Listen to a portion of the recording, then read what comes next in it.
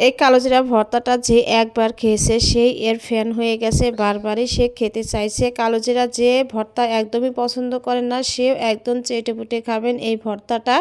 তো এই ভর্তাটা আমার মা বড় আপা দুজনের করলে অনেক বেশি মজার হয়। তো আমি যেহেতু গ্রামে, যার কারণে আমি আপাকে দিয়ে এই ভর্তাটা বানিয়েছি। যেহেতু মা অনেক বেশি ব্যস্ত ছিল, বাসায় অনেক বেশি মেহমান, আমরা সবাই গেছিলাম। তো আপু বলল যে আমি ভর্তাটা করে দেই। তো দেখতে পাচ্ছেন আমি কিন্তু কালো জিরাটা বেটে নিচ্ছি।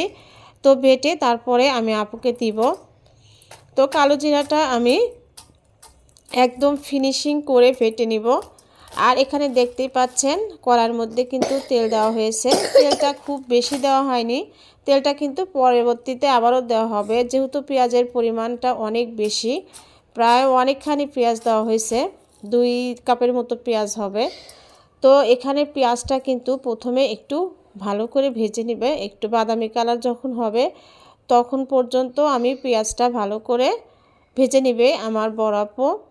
তো দেখতেই পাচ্ছেন পেঁয়াজটা কিন্তু ভাজা হচ্ছে। আর এই পেঁয়াজটা ভালো করে ভেজে নিলে এই ভর্তাটা খেতে ততটা বেশি মজার হবে। আর আমার মনে হয় এভাবে ভর্তা করে খেলেই বুঝতে পারবেন যে এটা খেতে কতটা মজার। আর এখানে দিয়ে দেওয়া হলো আপনার কাঁচামরিচ। তো কাঁচামরিচের পরিবর্তে আপনারা লাল মরিচটাও কিন্তু ইউজ করতে পারেন। আর কালো জিরাটা কিন্তু এর মধ্যে অলরেডি দিয়ে দেওয়া হয়েছে, দিয়ে অনবরত নেড়ে চেড়ে এটা একদমই ঝুরঝুরে করে তারপরে কিন্তু চুলাটা বন্ধ করে দেওয়া হবে। আর এটা খড়ির চুলাতে কিন্তু রান্না হচ্ছে। তো দেখেন একদম ভাজা ভাজা হয়ে গেছে, এখন নামিয়ে নেবে আপু। গরম ভাতের সাথে খেতে এটা এতটা মজা, একবার খেলেই বুঝতে পারবেন যে এটা খেতে কতটা মজার।